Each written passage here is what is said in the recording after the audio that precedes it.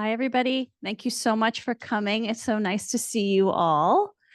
Just a couple of announcements, if you don't mind just silencing your phone. I also just wanted to show you that our flyer is up front for you to take for the remaining NHS events for the rest of the year. And we just finished planning 2024, and we have some really great presentations coming up. Some of the presenters are actually in the room with us today, so I look forward to seeing you. And just quick hello and start. And before we do introductions, I'd like to introduce Craig Fraley. He's from Clark County Credit Union. They have been a very loyal sponsor to the Neighborhood Health Series for many years. And without them, this event would not be possible. So real quick, I'm going to give the mic over to Craig. Thank you. Good evening, everybody. All right, I can hear the enthusiasm in the room. Well, we're the medical field credit union. We're very honored to sponsor Roseman's Neighborhood Health Series. And some of you may have heard me say this before, but real briefly, we are not for profit. We are owned by our members. We're the only financial institution in the state that has the charter for medical. So we are the medical filled credit union. And if you ever have an allergic reaction to banks, we're the cure. So there's some magazines out here and another card I'll tell you about. So we do everything a bank does, checking, savings, loans, ATMs, everything they do. And there's a couple of things we do that banks don't do. One, we give all of our profits back to our members at the end of the year. Also, if you decided you would like to join, use the code MAGIC, take this card, use the code MAGIC, and we'll put in the first $50 when you open your account. So that'll be out there waiting for you. So everybody have a really nice evening. Thank you.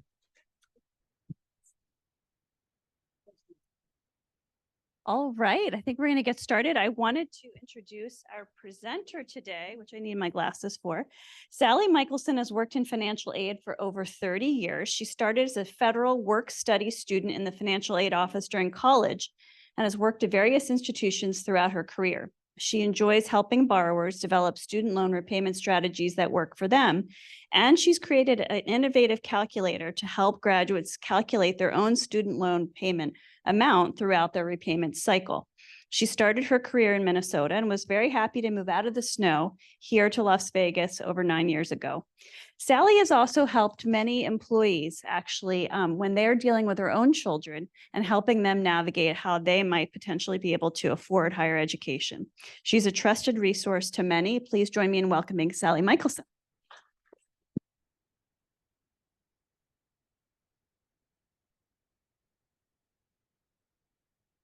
In my pocket backwards. Okay. Thank you, Vanessa.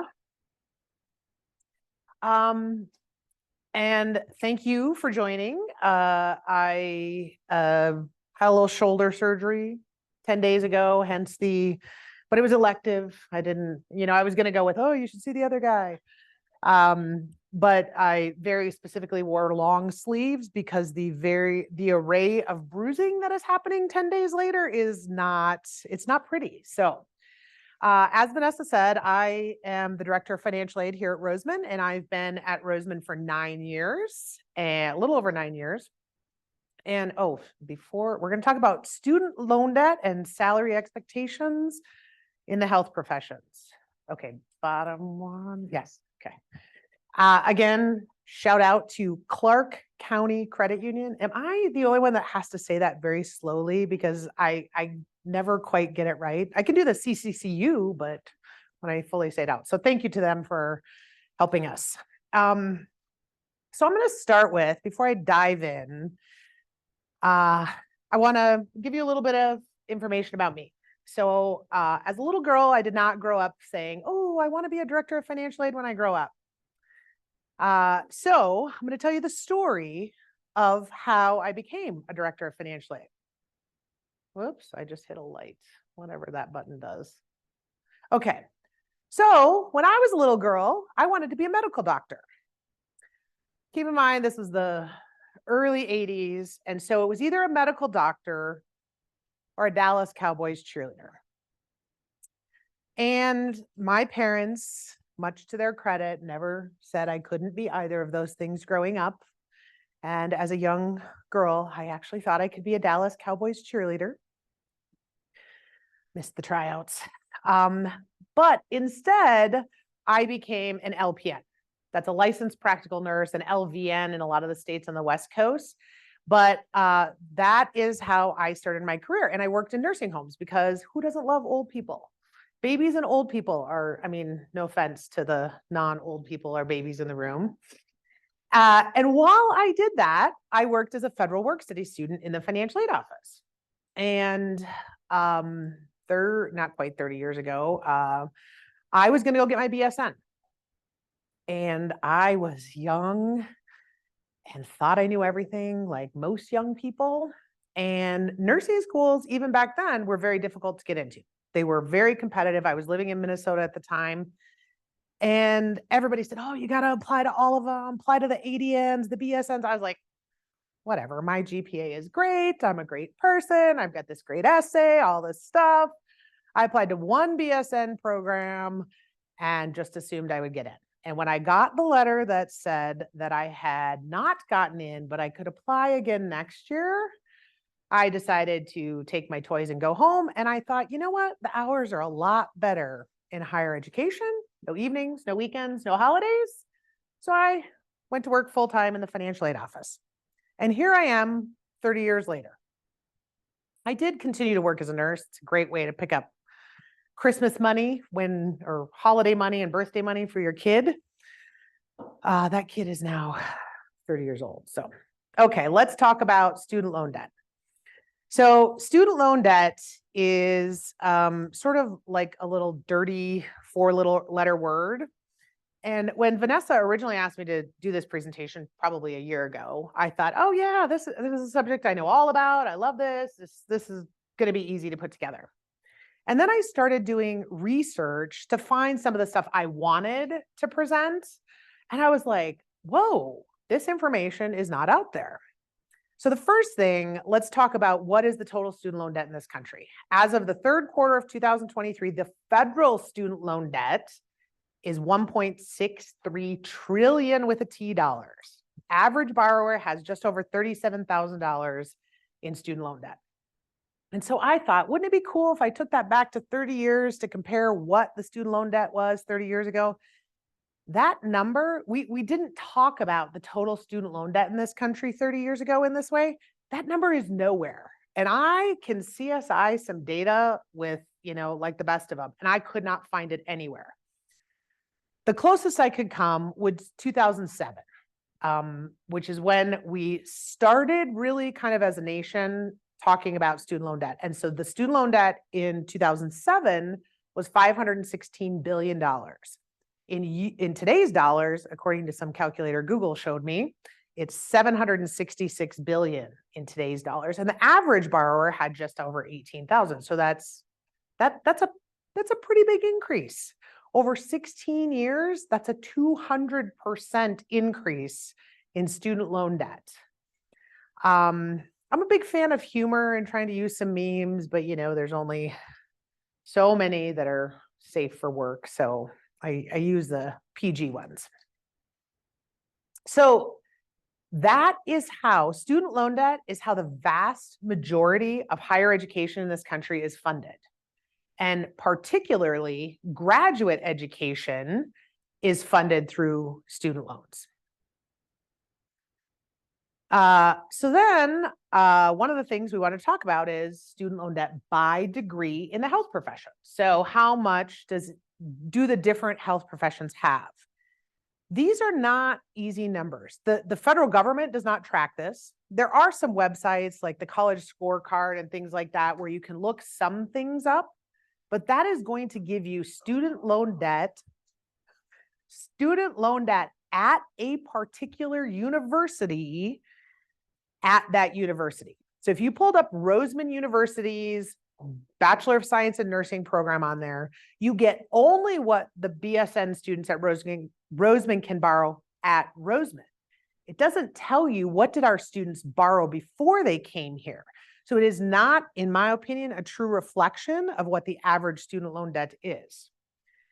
So it takes some digging, but I've found some information I'm going to share with you here. Before I do that, I want to sort of add this disclaimer. Many of you appear to be in medical professions, and I used to be a nurse, and I would tell you that the only profession secondary to medical that uses acronyms is financial aid. We use financial or acronyms, PRN. as needed. And we need them about every hour when we're talking. So it's a lot of acronyms in my presentation. I have tried to spell them all out, and I will tell you if you want to know. Of course, my little cheat sheet isn't up here because I don't remember what all these acronyms stand for. So I put that in my little notes section. My bad. Okay, so let's start with pharmacists, doctor of pharmacy. There is, most of these numbers are from professional associations or college associations that gather this information. And the AACP, which I think is the American Association of Colleges of Pharmacy, tracks this for pharmacy grads. And the class of 22, which was the most recent information available, was $167,711 in student loan debt. Dental school. So dental schools also have, I don't remember what ADEA stands for. American, I see some dentists, American Dental Education Association. So they also track dental school, and the class of 22, the average there was 293,900. Big numbers. I see these just like pretty easily because I've working with students for many, many years. They're not that big to me. AEODO. I'm not even going to tell you what that stands for. That's an orthodontist. Yep. Advanced education in orthopedic, dental orthopedics or something like that. Okay. Okay, so that's just an orthodontist. So orthodontists, here's what I'm going to tell you. Medical and dental specialties. So if you want to know what oral surgeons, orthodontists, endodontists, orthopedic surgeons have in student loan debt, you're not going to find it because the specialties almost never track that information by specialty. So I had to fall back on what I know, which is Roseman's orthodontic graduates. So the class of 2023 had an average student loan debt of $523,121. Keep in mind that to be an orthodontist, you also have to already have completed your dental school, and then it's additional schooling after that. So it's a couple of years to be an orthodontist, just a couple.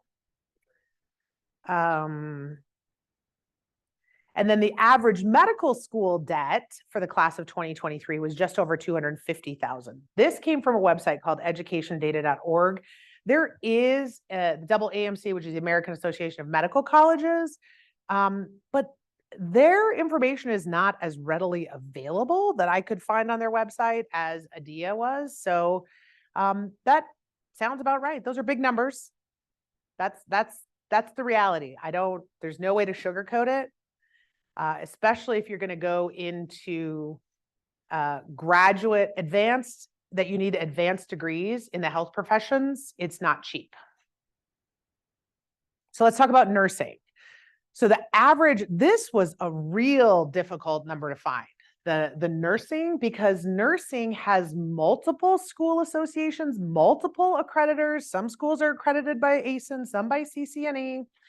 So I went with this website, which is called nursa.com. It's actually just like a nursing staffing company, but I looked at probably 5 million websites and dug into the data, and the data that this nursa.com uses is the data that's on every other website. And I'll tell you, not one of those cited where it came from.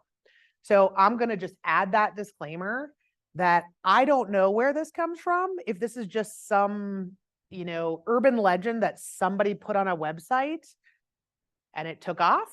But based on my experience, this foots with what I'm seeing with nursing grads. So a little over 23,000 for the BSN. For an MSN, it's a little over 47,000. Now keep in mind, in MSN, you can have multiple concentrations. You could have a nurse practitioner, you could have a nurse midwife, you could have a nurse educator, you can do data analytics, but all of them are masters of science in nursing. And then a DNP, which is a doctorate of nursing practice, that amount a little over $184,000. And again, these numbers really foot with the people I have helped, the borrowers that I have helped. This one, the CRNA, which is a certified registered nurse anesthetist, that one, I could only find that on one website, and that is studentloanplanner.com.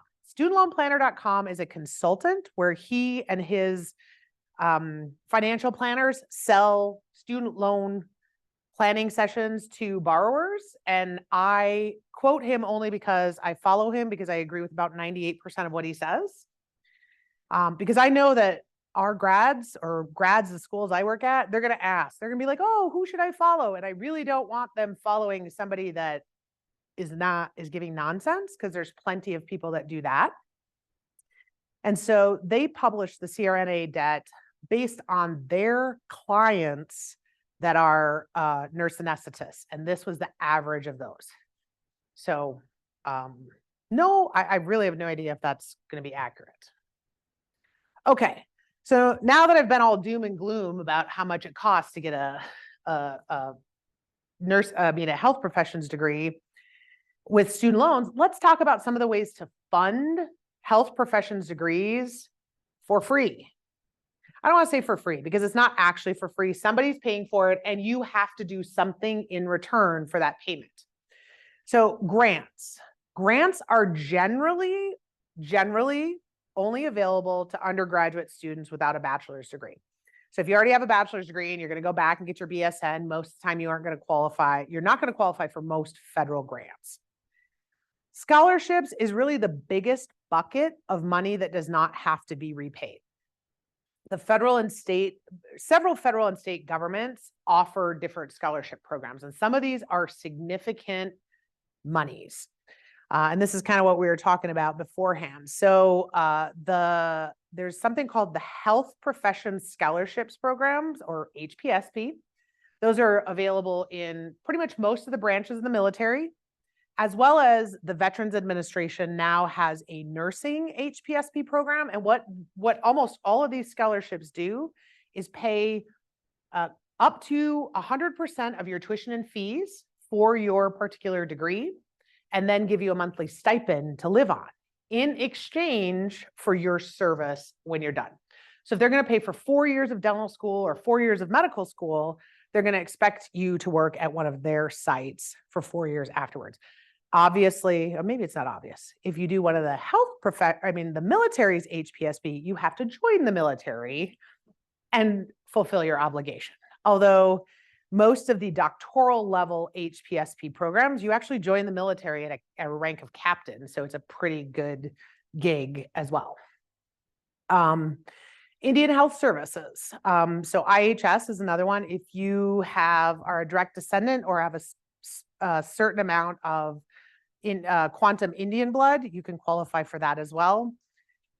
HRSA, which is I had this on my little cheat sheet because I don't know. Everybody just calls it HRSA. It's a federal program.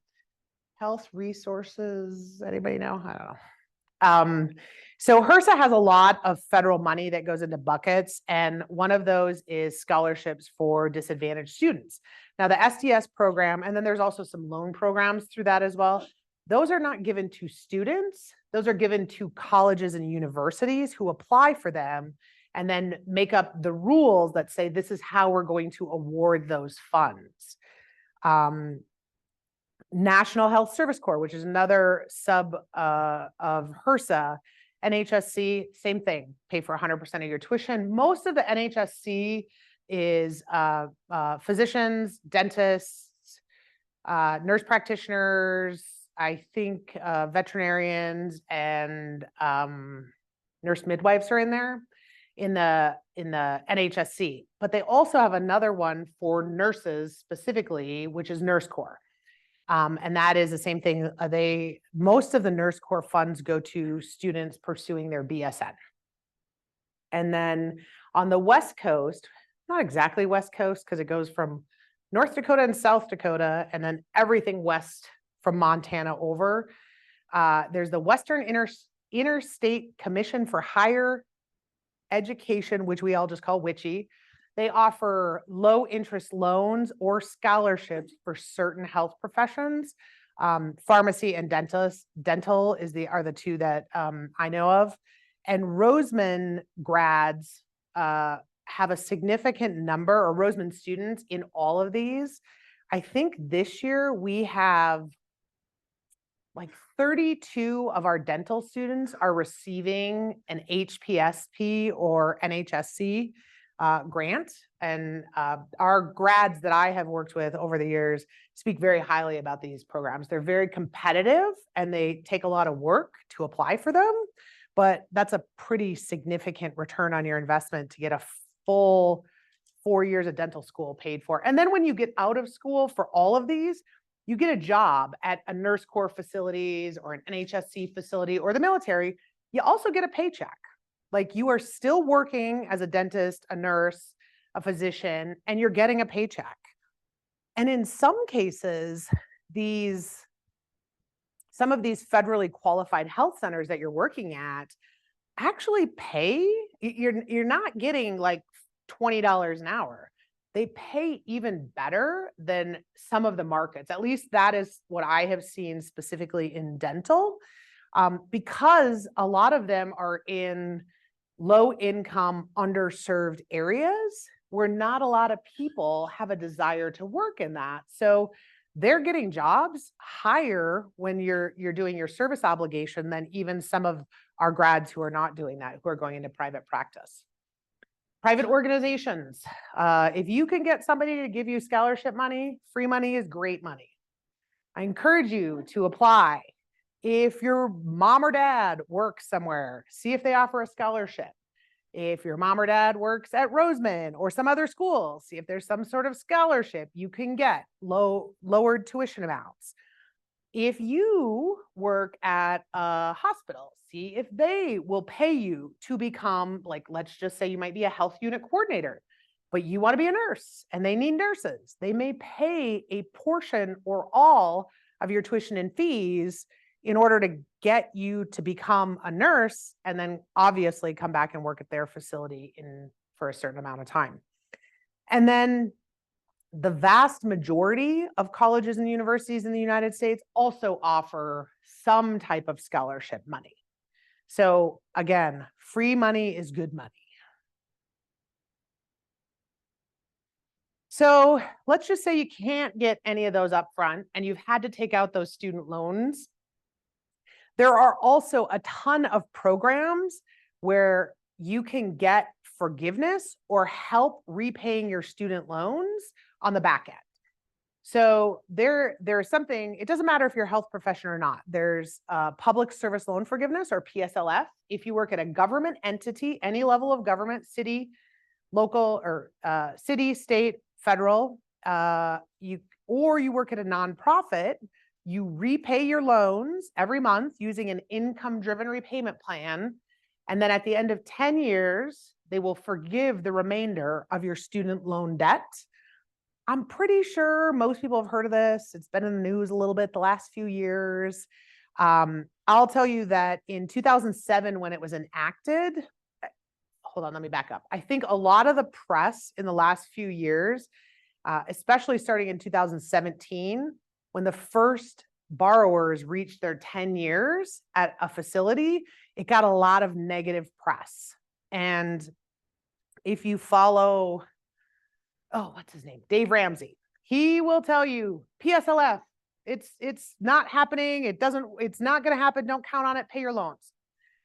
I don't have an opinion about Dave Ramsey one way or the other, except that he is 100% wrong on that.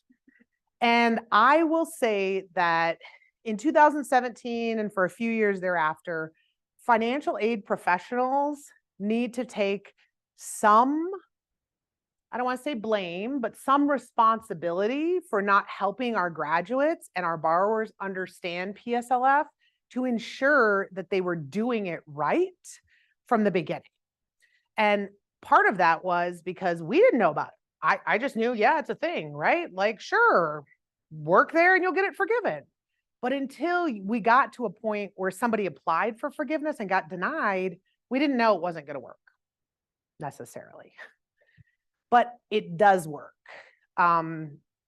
There's been significant improvements in it since 2017 as far as how to do it, making sure you're on track. You don't stayed at an employer for 10 years and then at the end of 10 years, you just go, hey, can I get forgiveness? That's not, they really want you to certify your eligibility with your employer along the way, helps them, helps you. I like to tell a story about one of the first group of borrowers that were denied in 2017 for forgiveness. And those were a bunch of lawyers who worked for the American Bar Association or the ABA. So they applied and they said, Sally, I've worked here 10 years, forgive my loan. And the US Department of Education said, sorry, Sally, we don't consider the ABA a nonprofit and you don't qualify. Well, you can imagine what, I don't know, maybe 5 minutes later, a lawsuit was filed. And ultimately, they prevailed. This is one time where the lawyers are the good people. But they really did lead the charge in saying, you can't make me think I'm going to get this for 10 years and string me along and then suddenly say no. So they have made some changes to that, and it's working. I can tell you, I don't know the number of Roseman employees I've helped with this, but a ton of them. And I've had one woman who worked in the College of Nursing brought me her letter and she said, what does this mean? And I said, you mean this zero balance that says you've been forgiven your student loans? And she's like, hallelujah, I can retire. And she did. So it works. It does work as long as you're following it. Okay. So federal loan programs, most of those places most of those organizations I talked about, NHSC, Nurse Corps, the military, Indian Health Services, they have upfront scholarships and then they have behind or back end loan repayment programs. So again, these are all competitive, but they allow you the freedom to get through dental school, medical school, nursing school, whatever, make a choice to say, you know what, I took the student loans and I really, really want to work with low income children and helping their dental needs. And then you can go work in one of their federally qualified centers and then apply for these on the back end. We've had several faculty in our College of Nursing qualify for the Nurse Corps loan repayment, because if you work in certain professions in nursing and working at a university or college that admits a certain meets a specific value of low income students, you can qualify. So we've had several nursing faculty who have qualified for that. If you didn't have the military pay for it, but you want to join the military, or you are already in the reserves, so they wouldn't pay for your education, you can stay in the reserves in most branches, and they will pay $5,000 to $10,000 every 2 years for, what's the old adage? 1 weekend a month, 1 week a year. And then they will also do more if you decide to enlist full time. Indian Health Services, same thing. I can't remember how many states it is, but it's very close to all 50 have some sort of health professions loan repayment incentive. Many of them are targeted at nurses and doctors, but not all. Some states have loan repayment incentive programs just to stay in their state. I was just reading an article, and it wasn't on TMZ. It was on some reputable source. Not that TMZ is not reputable. Don't want to disparage them. This student, I think it was Delaware. He went to school there and he'd planned to go south. I'm with him, right? No more snow. And then Delaware told him that they're going to pay $10,000 of the student loans if he just stays in Delaware for every 2 years.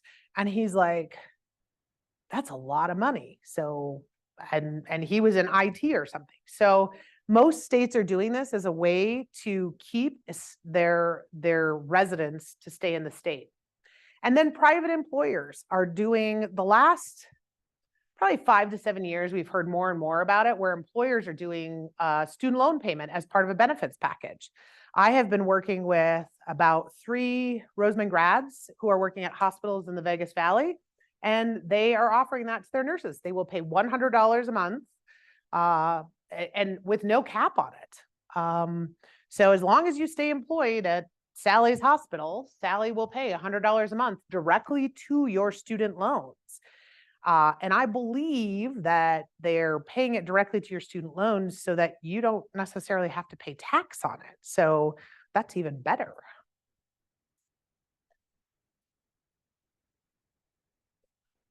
Okay. All right. Now that we've talked about, again, all the doom and gloom, let's talk about payday. What do you earn? Like, you know what it's going to cost you or what you might have to borrow. Let's talk about what is the outlook for the health professions. So I'm sure you've all seen these, right? Like lifetime earnings by education level. I found this lovely one from the College Board. College Board is great. They do a lot of research.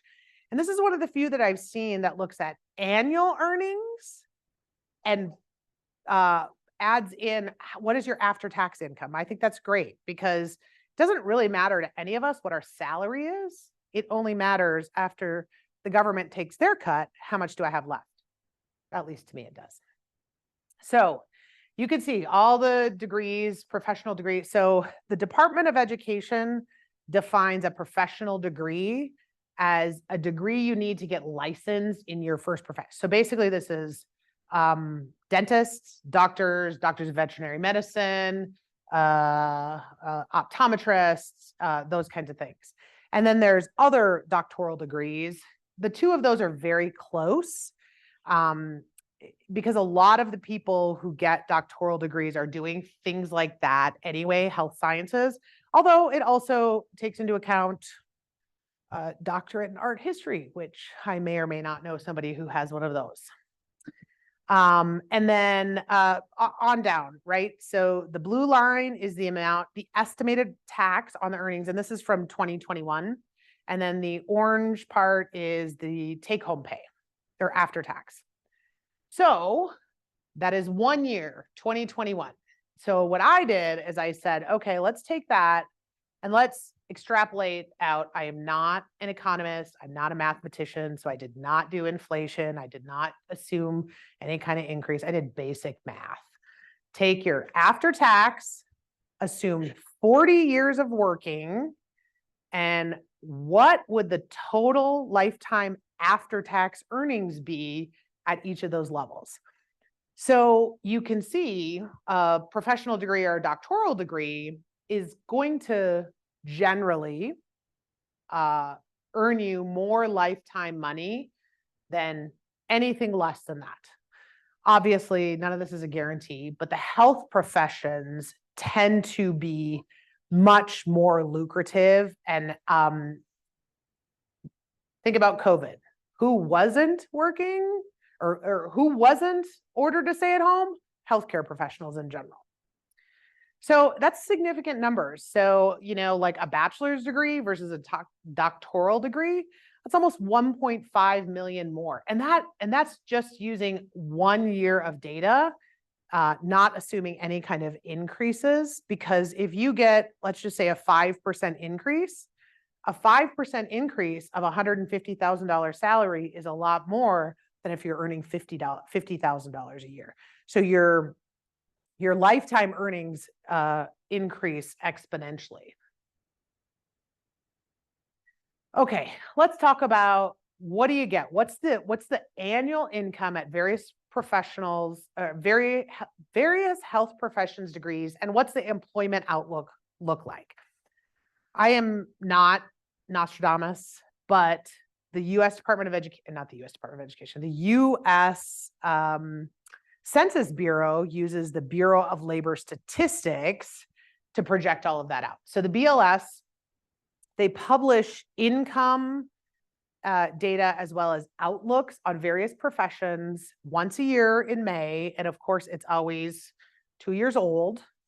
So May of 2022 is the latest data. So for a pharmacist, and for those that don't know, I always like to show both the mean and the median.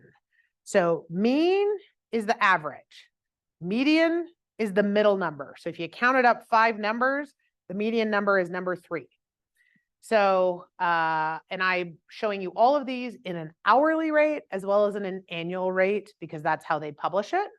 So pretty good return on your investment there. So even if you're a pharmacist taking $167,000 in student loan debt, your potential there is about 130,000. And the outlook for pharmacy, so sort of the standard for the BLS is 3% growth every year. So pharmacists, as of 2022, are indicating that they are on the 3% growth line. Only because Roseman has this program, I just wanted to throw a little more color around this because I meet one-on-one with a lot of our graduates. Talk about a student loan plan. You know, what do you want to do? Do you want to be aggressive? Do you want to, you know, do the 25 years, etc. And I always ask our grads, what kind of job do you have and how much are you making? And I noticed for in the last 6 months, the class of 2023, as well as previous grads who came back and they're like, hey, I want some student loan help now that payments are going to start again. They were reporting higher numbers than this in general. So almost all of them were closer to $65 an hour as a pharmacist, which is great.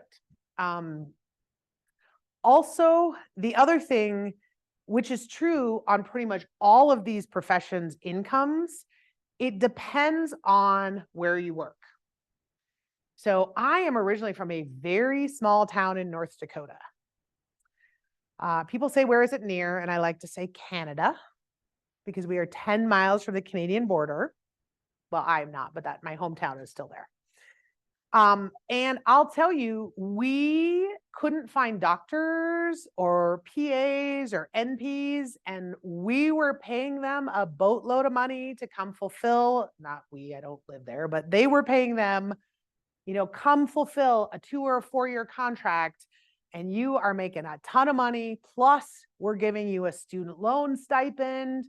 And so it depends. But if you want to go for pharmacists specifically, if you say, no, you know what, I absolutely have to work in Orange County because that's where my family is. I'm going to go to Orange County. That's it. I will tell you the LA area in general is a bit oversaturated with pharmacists. And you're probably going to make more in Wisconsin than you are in Orange County. And that is true pretty much of all these professions. So if you are thinking about a health professions degree and you are flexible or have the ability to be more flexible when you're done with that, your earning potential, it can be significantly different. And I'm not judging Orange County because who doesn't love Orange County? Okay. Now, the other thing I put on here is, so most of the student loan repayment plans are what are called income-driven repayment plans, or IDRs. So very few borrowers actually just pay their amount that's going to pay off their student loans in 10 years. Even if they can afford it, most do not.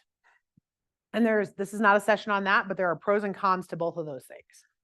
So if you earned, and for all of these, I used a single person with no children. So one person. And I put in the mean amount into my little calculator that I built to calculate what is the income-driven repayment based on that mean income. Now, the other thing, I tell this to all of our grads as well. So that's your salary, the one, I'm going to round up 130-ish. That's not actually what your student loan payment is based on, because your student loan payment is based on what's called your adjusted gross income, or AGI, which is your salary minus everything pre-tax, not what you actually take home. You don't get to take your taxes out of there. But if you contribute to your retirement account, if you contribute to HSA, FSA, health insurance, whatever you can do pre-tax, that lowers how much tax you're going to pay to the government, and it lowers your student loan payment. So this student loan payment, $805 a month, is based on the full $129,410. So in reality, a pharmacist most likely would be paying something less than that because their adjusted gross income is going to be something less than that median amount. And I'm just putting the student loan amount on there as an FYI. So you can kind of see, If you were earning about $130,000, $800 a month in a student loan payment is actually really reasonable. I mean, we all make choices, but it's generally reasonable.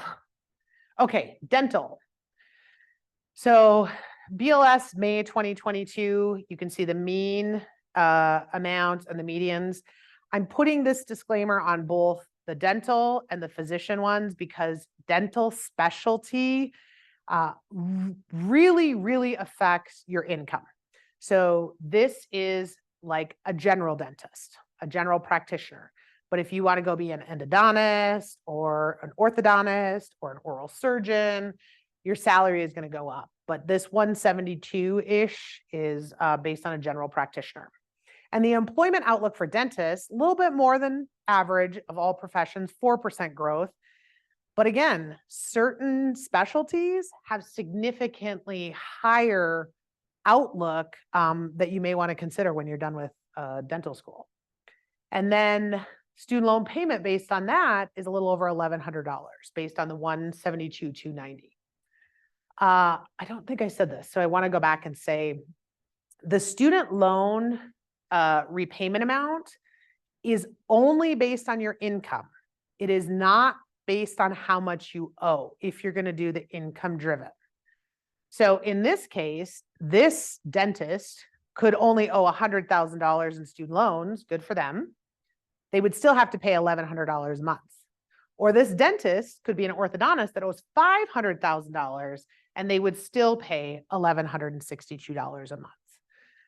Now, clearly, the one who only owes $100,000 is going to make a lot more progress in paying that debt off at $1,162 a month versus the one who who has $500,000. Okay, oh yeah, here it is. American Dental Association. Oh no, this is the ADA. American Dental Association. The ADA does, Roseman has a dental program, so I know more about incomes for dentists. The ADA does a survey of dental practice every year of actual practitioners in the field. I know we have some dentists in the room, so if you get this, please respond to it because the more the merrier. But they actually ask dentists, and they've got a huge history of this, solo owners, non-solo, all of that. And so this is, to me, a little more accurate than BLS data, but not every association has this. So general practitioners, they're saying the average or the median, and this was, oh, I did not put it on here. I think this was 2022 as well, 179. And then specialists, you can see the average or median, 284. And that's all specialties. Obviously, some specialties are going to be far greater. If you're an oral surgeon, for example, versus like a pediatric dentist. But it's great. And they have all of that on this if that's something that interests you. Orthodontists. So, oh, this is on the wrong slide. I did not. Did I screw up? I'm sorry, I did not review this after you sent it back to me, Vanessa. So, well, this is, yeah, this is, oh, well, I look like an idiot right now. What this is actually, you know what, I'm gonna see if I can. Okay, well, we're gonna skip orthodontic and we're gonna come back to that because it's a different thing. So physicians, this is another thing where your specialty, your income heavily depends on any specialty you may select. So on the Bureau of Labor Statistics, the category is physicians, all other. So you can see the mean there and median 238, 223. And the employment outlook for physicians, all other, not all physicians, is also 3%, but that is going to vary heavily depending on your specialty. And there are some specialties that have a really significantly greater growth projected over the next 10 years. And a student loan payment for that income of $238,700 would be $1,700 a month. And then I did note on here that double AMC also does, similar to the dental, the ADA, they do have a physician specialty data report where you can look at the specialties and kind of see what that income is. Yes. Just as a point of reference, what would be the difference if they did not opt to income driven? I have to pull that up. I didn't write that on here. I've got a little calculator that I put it in. It's significant though. Physician average debt, I think, was about 250.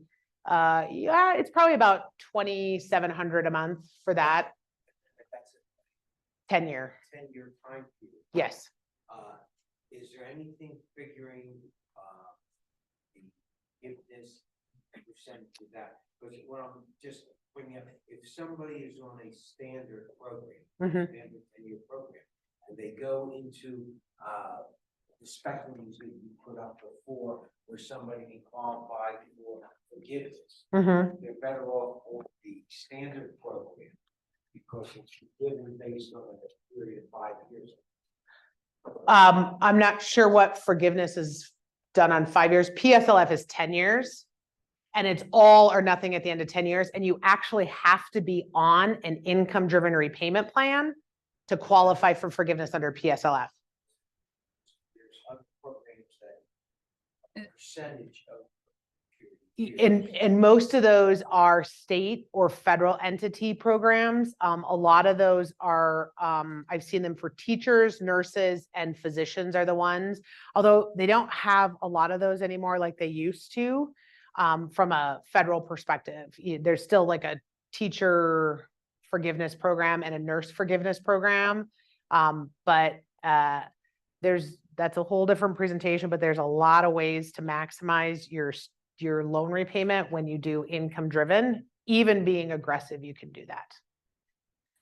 So, okay, so nursing, BLS information. So BSN average was about 89, and then median 81,220. The outlook for nursing is double what it is for other professions. So 6% over that same 10 years.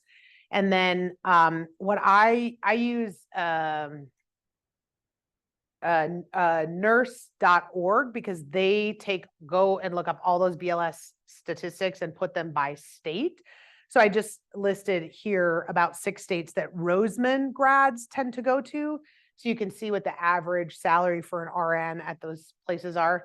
The one thing I will tell you about California is it's really hard to do averages in California that represent the entire state because you got SoCal, you got, the Bay Area, you got a lot of high income, and then you've got a lot of Central California, which is a lot of small towns and a lot of lower income.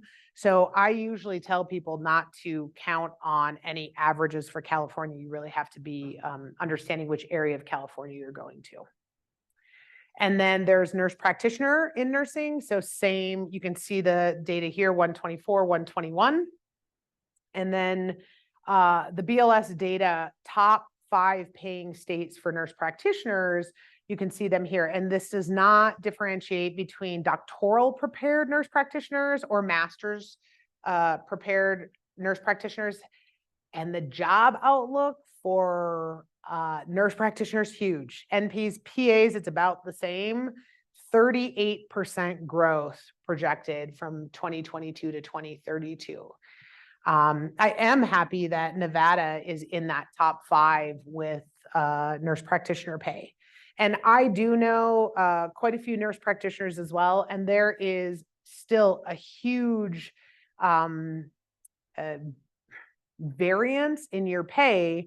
I know a nurse practitioner who works in cardiac, and she is a cardiac specialist, and she is making a lot more money than this median 125-ish. Okay. Oh, and then a student loan payment based on the 124 would be $766 a month. CRNA, certified registered nurse anesthetist. BLS data there, 205 for the mean and 208 for the median. And I did find, sometimes I hate that Google, when you copy it, just changes it into the verbiage. But there was this great site that listed the top 4 states also for CRNA pay. And that is a very lucrative career. And also 38% growth projected for the CRNA from 22 to 23. And then using the 205 monthly student loan payment of $1,441. Okay, so really, I've given you the debt, I've given you what the income is, the growth projection, but the reality is what we really want to calculate is, what is my return on investment going to be? What's my ROI on my higher education investment? Also, there is not just a simple, like E equals MC squared formula for ROI on higher education, on a degree. There are actually several formulas, and I found a very simple one, which I think most people don't like math.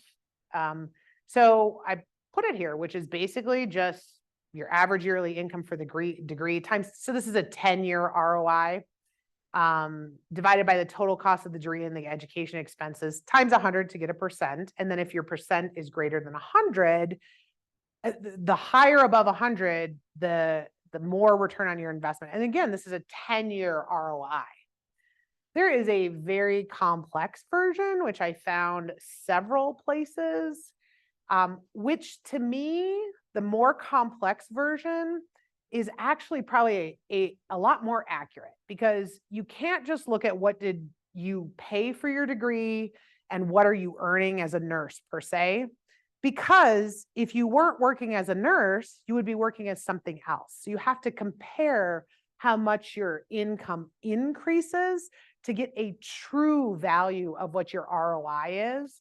In general, pretty much most health professions degrees, even if it's an associate's degree or a certificate like I got as an LPN, you are going to get a return on your investment, generally to break even. But what I did, oh yeah, I must have just copied this. So this is my example of a BSN simple 10-year ROI. And I didn't use Roseman's cost or UNLV's cost. I actually went out and I said, what's the average private school cost per year? And it's $43,310. And that's going to vary significantly too. That includes all of the Ivy Leagues, which are going to be a little more than that. So bachelor's degree, you do it in 4 years, $43,310 times 4 years to get your total cost. You also have to take into account, if you repay your loan for 10 years on a standard repayment, how much interest are you paying in that 10 years? The loan itself is going to go toward that tuition. So we're already accounting for that. And if we use the average income for a BSN of 8910, this is the formula. In 10 years, using the simple version, you're going to get a 495% return. It's actually a 395% return, because anything over 100 is it's basically gravy. So in the simplified version, and I did find many, many sites that you could just plug the numbers in and it would give you spit out the number on the more complex version. And a BSN in almost all cases, because that's just what I used for my sample, is a great return on your investment. Although I plugged a lot of numbers in, and almost all of the numbers, I didn't do every profession, but all of the numbers that I put in within a 10-year span, you're going to get a return on your investment. Now, the caveat, sort of to what you were alluding to also, is how quickly you repay your student loans. Because if you use the 20-year repayment plan or 25-year repayment plan, you're going to be paying interest for 20 or 25 years, which is going to sort of drag down your return on your investment. Or it's not going to drag it down. It's just going to be less over a longer period of time. But one of the things that financial planners, which I am not, I'll add that disclaimer, talk a lot about doing is, yes, you pay lower on your student loans based on your income, and the money that you would have put on your student loans, you invest it, and then you get a return on your investment. That is a lot of thinking of what I would say most financial planners advise students to do or borrowers to do. I would tell you that student loan debt is not logical, or debt in general is not logical. Debt is emotional. So logically, the numbers work out for financial planners to say, yeah, do the slow burn, pay the tax bomb, invest your money, you're going to get this return. But if you're the type of person like I am at this stage in my life, I don't want to have any debt. Every penny I pay in interest is one day longer I have to work instead of retire. Yes. Your calculations, Yeah. but your calculations are based on the student not paying any portion, financing 100% Yeah. of school. Well, so sort of, but even if you or your parents, like as a young child, or my parents paid for my freshman year, you're still paying the cost of tuition. Someone is paying that cost. Right. So what I used here was not 100% of school. I used the average debt for a BSN, which is actually only $24,000. That's why the interest is only $64.69. If you take private loans or other things like that, that's going to reduce your ROI, because a lot of students do take private loans when they go to a private school to fund that gap. Yeah. Okay. Well, that questions? Yes. Oh, sorry. Yeah. Oh. Thanks, Vanessa. Sorry. Hopefully we won't need. Hello, great Hi. presentation. Thank Thank you. I had a question. So now in the years when I took loans, it'll date me, but they had given out, if you consolidate your student loans, you got 2% or like 1 point something percent interest on those student loans.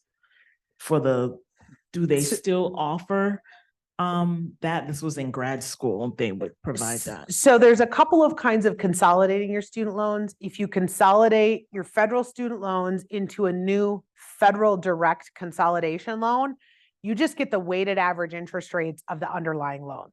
So using a federal student loan, now this is going to date me, because when I took out student loans, my average interest rate was actually 2%. No, I'm 2%er. So that's not the case anymore. But if you consolidate today in a federal loan, you're just getting the weighted average interest rate of the underlying loans. Now, there are private loan consolidations you can do. Unfortunately, right now, with the Fed continuing to raise the interest rate, again, not an economist, not judging it, I'm getting great interest on my high yield savings account. But if you try to consolidate with a private loan, you're going to pay 7 or 8%. But during COVID, I had probably 20 borrowers from Roseman who refinanced between 125 and 300,000 for as low as 2.5% for 15 years. So yeah, I advised them all to do it. You know, people were like, oh, well, what if they cancel student loans? They're not going to cancel student loans. And even if they did, between now and then, you're going to pay more in interest than the 10,000 they would have forgiven. So, you know, I hope to see in a couple of years, interest rates or less than that level out a little bit more. So private loan refinances are a lower rate.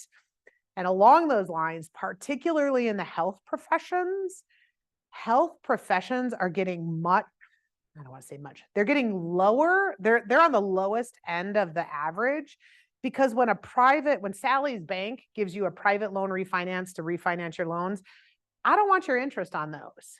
I want your business financing. I want your mortgage. I want all of those other things. And as a health profession, most generally are going to be high income earners and lifelong customers that I'm going to give you a better rate on your private loan refinance in the hopes that I'm going to get that future income.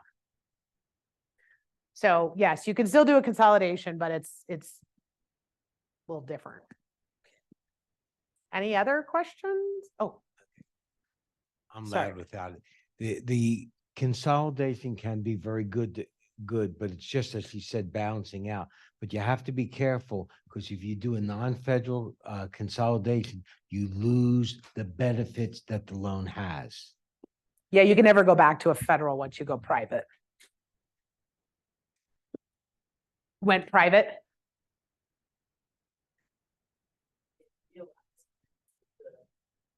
Consolidation. I didn't realize that I was no longer Federal loans. You didn't get them. I had to transfer the loan to a federal loan. I- And then they forget. I'm not sure how once you go private, you can't, I thought so too. you can't. So I wonder if you just had, if you're as old as I am, you had FFEL loans, which when I went to school, my loans were with US Bank because that's what I picked. But that was still a government-backed loan. And during COVID, the pause and the 0% interest did not apply to FFEL loans. So if you took that FFEL, that's what you did. And then you did a direct consolidation, you now qualified for, yes. And if, I don't normally like to disparage servicers, but there's a lot of lawsuits. So if Navient or old Sally Mae, my name is not Sally Mae, you got a lot of bad advice and got told things like, oh, no, you can't do that. Or yeah, your loans are fine. Or, and so the direct loans that they all move to are minimally better. But yes, that's good. PS, because that's the thing that did happen is if you were like I had friends that happened too, where we had FFEL loans, which didn't qualify for public service loan forgiveness, but Navient told us they did. So we were just plugging along and suddenly it was like, oh, wait, no, these don't count. And then they allowed you to take those old years of FFEL loan payments and count them toward your direct loan. That's actually a really good thing that they did. And I believe not political at all. I think that is just a promise that Congress, well, that's kind of an oxymoron, right? A promise that Congress made when they created the PSLF program in 2007. I personally believe that was their intent. Like, that you would get those forgiven. It didn't matter if you had Sally's loans or Vanessa's loans. We both had federal loans. We should get forgiveness. So anyway, all right. What other questions? Sorry, Yes. the recording will not pick up voices unless you use the mics. That's why Oh, you guys do that. Thank you. sorry, Vanessa. I forget that we're recording this. Did you mention, will the slides be accessible after the presentation? I do have a not- niece who is, entering graduate school in Iowa, and I would like to share with her some of your data if possible. Yeah, sure. So Okay. so we would. Oh, just- yeah. Yeah. Oh, okay. So I would just go to the Roseman. Yeah. I found another one. You just Google Roseman Neighborhood Health Series and then you get them all. You can go look at all of the old. I did one several years ago now also, I think, didn't I? I wanted to invite Dr. Thacker very quickly to talk about his experience as a military dentist, and Oh. he's being willing to do that. I did not know that's Dr. Thacker's background. Oh, yes, yes. Oh, I'm so sorry. Just won't you there. Yeah, so I did the health profession scholarship program. Which It was brand? a Navy, but I was stationed Fleet Marine Force. I was with the Marines for all 4 years. That's Okay. why I look older than I really am. But it is what it is. But yeah, I thought it was a great program. There's a lot of nothing's for free though. It's a huge application. Very intense. I had to wasn't required, but I was strongly urged by my recruiter to get a congressional appointment, which I did with Shelley Berkeley actually. So Wow. it was really intense. And then they commission you right when you get the scholarship. So when you're applying to graduate school, they commission you as an O1, And then as soon as you finish dental school or medical school or whatever, they promote you to 03, which is captain in most branches, lieutenant in the Navy. But it was intense. You know, you go from, you know, 03 is kind of a high-ish rank in the context of, you know, a lot of enlisted personnel. And so it's a lot of responsibility. You have a lot of guys that you're over. A normal 03 has about 200 people that they're in charge of. So you go from graduate school where you're just worried about passing to all of a sudden you're responsible for, you know, 30 corpsmen and the dental readiness of, you know, 40,000 Marines on a base. So it was, and you don't get paid a lot. You get paid very, very, very little. So, but it was a very rewarding experience. I got to go out in the field and do cool stuff with the Marines, and got to work, do root canals and stuff on working dogs and stuff like that. So it was really cool. I'm glad to be, you know, you lose a lot of resources there as well, which is the reason why I got out. I felt like I could do more for the service members that need the care here outside the military than inside. So we do a lot. We donate a lot of dental care to veterans at Roseman. We just did a case this morning with a Marine who we had to take out all of his teeth. And so we donated the attachments for him to actually have the little implants to hold it in there. And, you know, he said he hadn't smiled since he left the Marine Corps. He's crying. It was good. It's cool. Oh. So, but yeah, but you can't do that on the, it was 4 years active service, 4 years reserve. So if things get any hotter in the Middle East, I might need to cancel my presentation in February. So just kidding.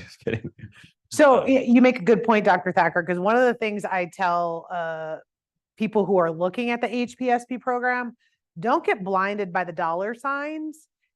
You have to be willing to be in the military. Absolutely. So like, I'm not so good at taking orders. So, Me you know, neither. when I was young, I actually considered like one of the Navy nurse programs. And I was like, probably not. Yeah. Probably not a good fit. For me. Yeah, absolutely. You lose a lot of autonomy and whatnot, but you have to want to go in the military before you actually, unless to actually do the program. If you don't, the people that I know that went into it just for the money were just miserable. Just did not, you know, you see your colleagues on the outside making 4 times as much as you are, and you're stuck in the desert doing absolutely. I was stationed in 29 Palms, which is like in the middle of absolutely nowhere, if anyone knows where that is. But there's a lot of camaraderie, it's, you know, it's cool. You get to do a lot of things that you wouldn't be able to do outside the military. So yeah. Cool. Thank you, Dr. Thacker. Learned something new. Thank you for speaking, and thank you for your service. I do go to the AEGD clinic for my dental care as well at Roseman. Anyone else? Any final questions before we wrap up? Gentleman in the back. No? You sure about that? You don't have any dying, burning questions? Well, thank you so much, Sally, and thank you all for being with us tonight, and we hope to see you again next month. Have a great Thank evening. you.